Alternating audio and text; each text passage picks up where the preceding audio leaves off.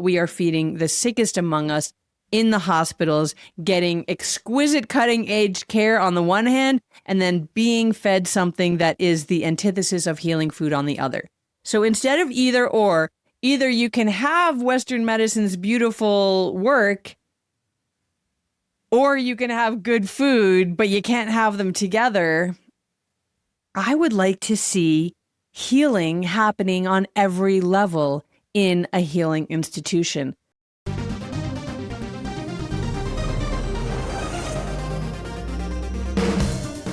Welcome to the world of energy, where science meets spirit. Ancient wisdom merges with cutting-edge knowledge, and the possibilities for a healthier, happier you are endless.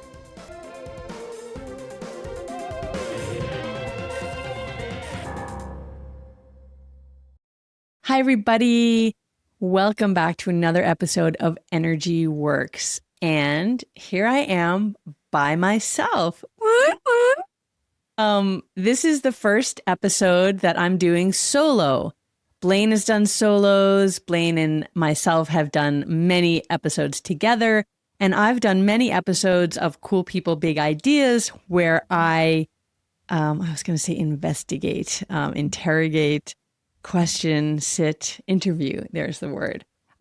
Really cool people with some really big ideas. But this is the first time I'm just alone here on Energy Works. And I wanted to talk about either or, both, and I thought it was a good time to do that because you either have Blaine alone or you have Blaine and me together, but we haven't had or, which is me alone. And so here is a situation where you have either or, either have Blaine alone or you have me alone. And today you've got me alone. But what I really want to talk about is both and, so that we're not ever saying that one thing is better than the other. It's really the uniting of things together, which is what the word yoga means at its root anyway. Yoga means union, bringing together things that are not together. It, when you're speaking of it yogically, it means bringing together body, mind, and spirit. And, but you can yoke, which is another meaning of the word, you can yoke or bring together many disparate things and have a yoga or a union with them. And that's what I want to talk about today. Just briefly, this idea about bringing things together instead of either or, which is this separation. You have a choice. You have this or you have that. Both and brings things together.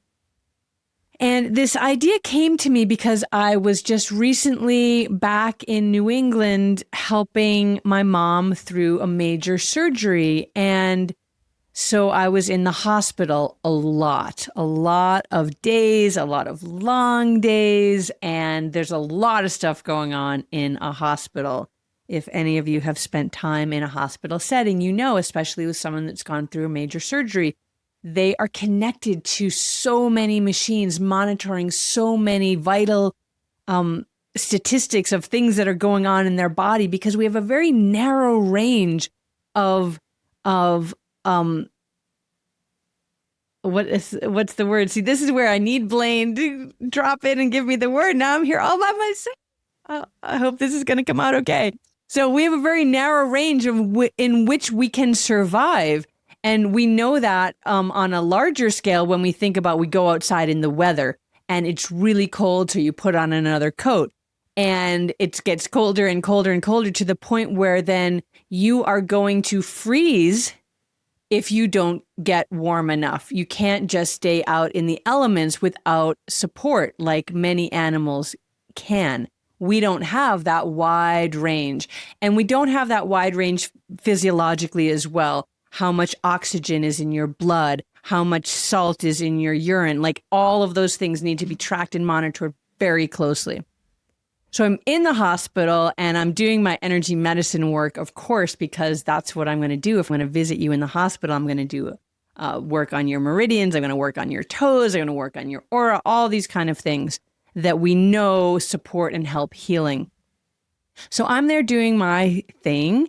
And all the doctors and nurses are super lovely. No one's like, what are you doing? Waving your hands over your mom. Like everyone's like, oh, what are you doing? You know, I'm working with meridians. Oh, interesting. I get acupuncture. Absolutely. This is very similar to that. So we had these great conversations. And I'm feeling that this is a really good thing because we are bringing together both and Western medicine. Thank goddess that we have Western medicine that is able to literally slice open the human body and do absolute miracle work within. And I'm so grateful for that. And then I'm so grateful that I also get to be doing my energy work at the same time, helping the healing move along, reattach. That's not exactly what's happening, but all of the energy systems that have been cut or opened or shifted because of this massive Western medicine intervention. But then it's mealtime. And the food that they bring to my mom when she is in the most crucial part of healing is, I'm going to use the word here, atrocious. Like, how is that possible? How is the food on that plate? Hippocrates said this way back in Hippocrates' day. He said many things. First, do no harm. Okay. Let food be thy medicine. Let food be thy medicine. So here we are at this incredible healing institution, this hospital that is on the most cutting edge of everything that they do. And then they're giving her this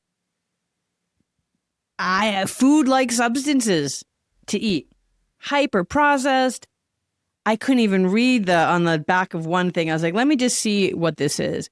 All kinds of sugars. They're saying now she can't have salt, but there's salt in all of these things.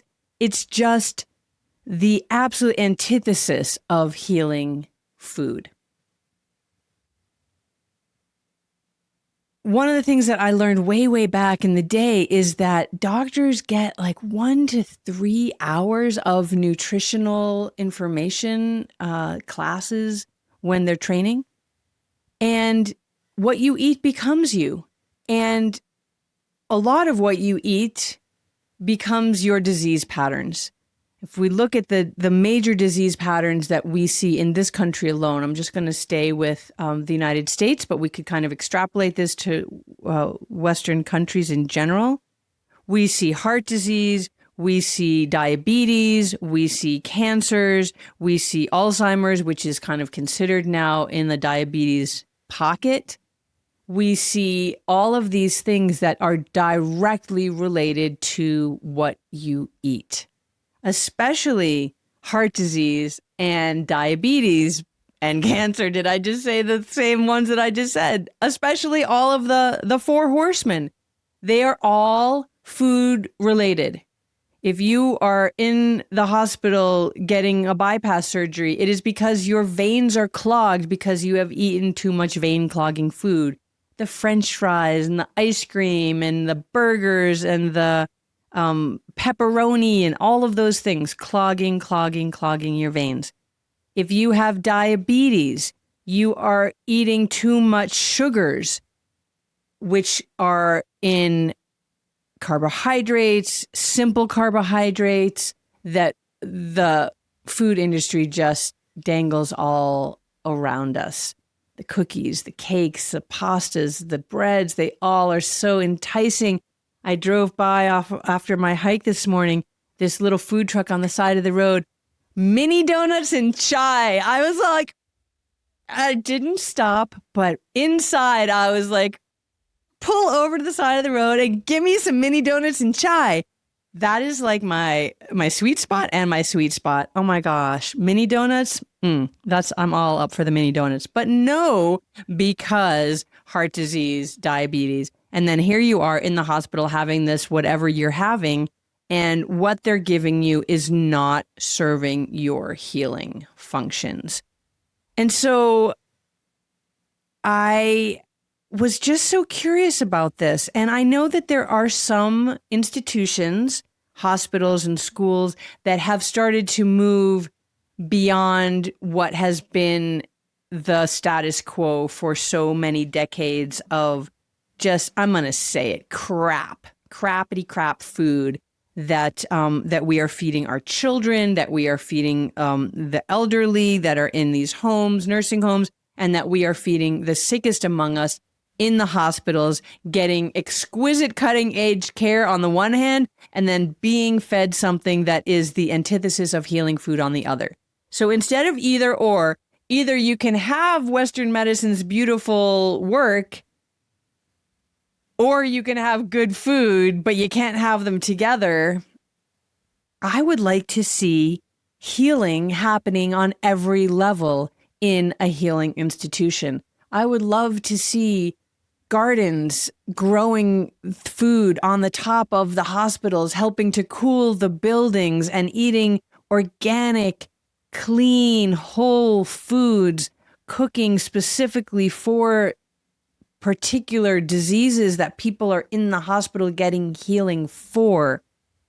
I know that adds a lot of work. Gardens, growing food, cooking bespoke food. But it feels like that could solve many problems, because there's all of these, everyone's wanting job growth. But what about jobs that were actually part of the jobs that the jobs are meant to be doing? So, it would be so beautiful to be one of the workers that are building hospital gardens and gardening there, and then cooking in these kind of Alice Watery kitchens for the hospitals, for the schools. So that's my first solo podcast, is I would like to see more both and. And, a long, long time ago, I lived in New York City, and I think it was actually after that, my sister might have still been living in the city, but they came up with this number that you could call for little things that were wrong in the city. Like if you saw a garbage can had been ripped off its things or whatever, or I think it was called the broken windows law. And I think it actually led to some not great things, but it did lead to some good things in that there was a number that you could call and talk to somebody in charge and be like, hey, this needs to get addressed. Like on my drive home, there's a huge pothole in the middle of the road that is like a bumper busting pothole. And there needs to be a number. There actually is a number for that. And I am going to call that number and be like, there's that pothole you got to fix. But where's the number? Who am I calling in the hospital food delivery world to say, hey, this is a thing? Why? Why isn't somebody putting these pieces together? And while they were very open to some of the alternative things that I was doing there, I have another family member that went through a similar surgery in my home state, and they were not given any kind of alternative options for anything. Would it help your lungs to do some deep breathing? The doctor's like, nah, not really. And I'm thinking, what? Have you read James Nestor's book, Breath? I'll leave you with that. Read James Nestor's book, Breath. And it's time for us to have the both and. The days of either or need to be over. We are stronger together. We need to bring the left and the right hands together so that we can have the unity emerge from within. So there's my thoughts. I don't have an energy technique for you to do for that, unless you want to, help me figure out how to solve this problem. So there's an action point. Maybe somebody's a hospital administrator, or somebody works in expanding healthy food into desert areas, and how crazy it is that one of the food desert areas is the hospitals all across our country. And I'd like to hear, if you live in another country besides the United States, do you have good hospital food? There's my final question for you today. Thanks for tuning in to my first solo either or both and we will both be back with you again really soon at some point in the future. Hope to hear from you, and we'll see you in the ether. Alrighty, Energy fans, that's a wrap on another positively charged episode of Energy Works. Lauren, This is the part where we get to use our energy puns. It's been electrifying, hasn't it, Blaine? We hope you've enjoyed it as much as we have. If you're feeling amped up and you want to keep your energy flowing, be sure to hit that subscribe button on your favorite podcast platform. And we'd love to hear from you, so please take a moment to leave us a review. Your feedback helps us continue to deliver content that resonates, so light up our inbox. And spark a conversation with your friends to tell them about us. And we'll see you next time on Energy Works.